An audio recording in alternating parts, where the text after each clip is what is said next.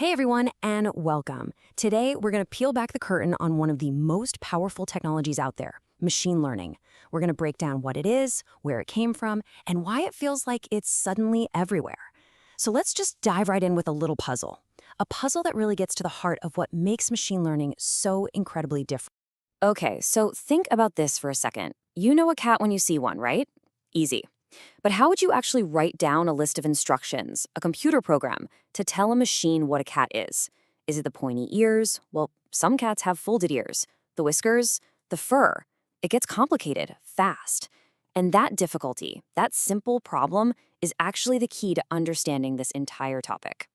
To really get why that cat puzzle is such a headache, we first have to rewind and remember how computers have always worked.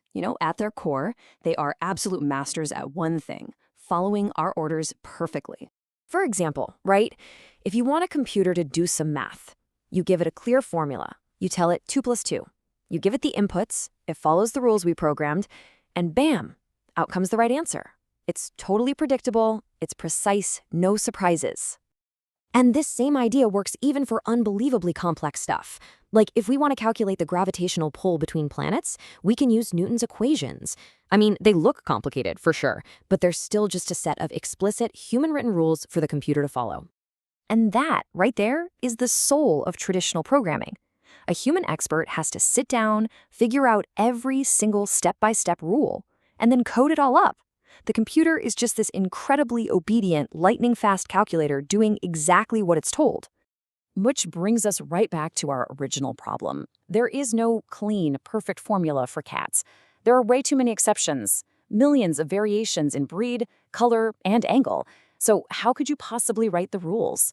This is where the old way of doing things just started to fall apart. Now, the first big attempt to solve problems like this one, well, it gave birth to the entire field of artificial intelligence. It was this huge, incredible dream of creating machines that could actually think.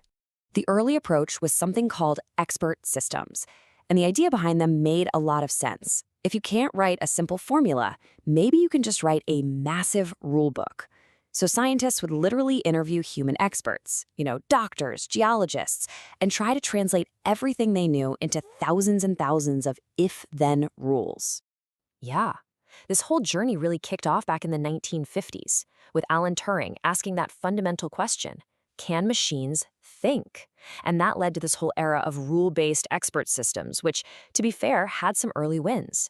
But by the 1990s, it was becoming pretty clear that this whole approach had some major limits, especially when it ran up against the messiness of the real world. And that dream of writing enough rules to capture what it means to be intelligent, well, it ran smack into a brick wall. The problem wasn't the logic itself. It was that the real world is just way too complicated and messy. See, as we got into the digital age, the amount of data in the world just started to explode, growing exponentially. But the number of human experts you could hire to write rules for all that data, that stayed completely flat. This created what's called the data management gap. We were just generating information way faster than we could possibly write rules to understand it. The problems were deep. These rule-based systems were just brittle, They'd just snap the second they saw something they weren't expecting. They were also super expensive to build and even worse to maintain. But the real killer was that they just couldn't scale. The whole rulebook approach was basically a dead end. But hitting that wall, it forced a complete 180 in thinking. A whole new idea started to emerge. What if, instead of us trying to teach the computer our rules, we just let it figure out the rules for itself by looking at the data? And this was the big aha moment. The old way started with human-written rules to get to conclusions. This new way, machine learning, flips that entire script. You start with the data and the desired conclusions, and the machine's job is to work backward and figure out what the rules must have been. And that right there brings us to our core definition. Machine learning is a kind of AI that lets computers learn directly from experience, from data, without a person having to write out every single little instruction. So let's go back to our cat problem. With machine learning, we don't write rules like look for pointy ears. Nope, we just show the computer millions of pictures, some labeled cat and some labeled not a cat. Then these powerful algorithms just churn through all that data, hunting for patterns in the pixels, patterns we humans might never even notice, that consistently pop up in the cat photos. And over time, the machine builds its own complex internal model for what Katniss really looks like. Okay, so this isn't science fiction anymore. This new way of programming has already taken over our digital world. Seriously, you are using machine learning every single day, probably without even realizing it. Every single time you type something into a Google search, there are machine learning algorithms whirring in the background, trying to understand what you really mean and ranking billions of web pages to give you the most useful answer. Or think about when you're scrolling through social media. That feed is not chronological. It's a machine learning model that has studied everything you've ever liked, shared, or commented on to build a feed that it predicts you'll find engaging. It's literally in your pocket. You know that incredible photo your phone took in a dark room? That was machine learning fixing the colors and reducing the noise.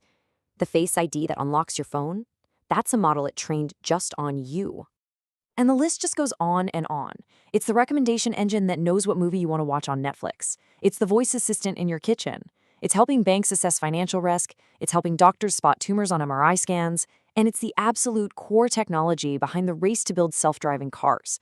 It has quietly become one of the most important technologies of our time. So after all that, what does it really mean for a machine to learn? It sounds so human, right? Well, there's actually a beautifully simple and elegant way to define it. It all comes down to this. A machine learns when its performance at a certain task gets better with more experience. Let's go back to our cat detector. The task is identifying cats. The experience is seeing millions of labeled images, and its performance is how accurately it can spot a cat in a brand new photo. If that accuracy number goes up as it sees more pictures, then congratulations, it has learned. And this leaves us with one last and maybe one of the most important questions to think about. These systems, they don't learn in a vacuum. They learn from the data that we give them. And that data, well, it reflects our world. It reflects our habits, our decisions, and yeah, even our biases. So as these learning machines get more and more powerful, we really have to ask ourselves, what are we teaching them? And what does their learning truly say about us?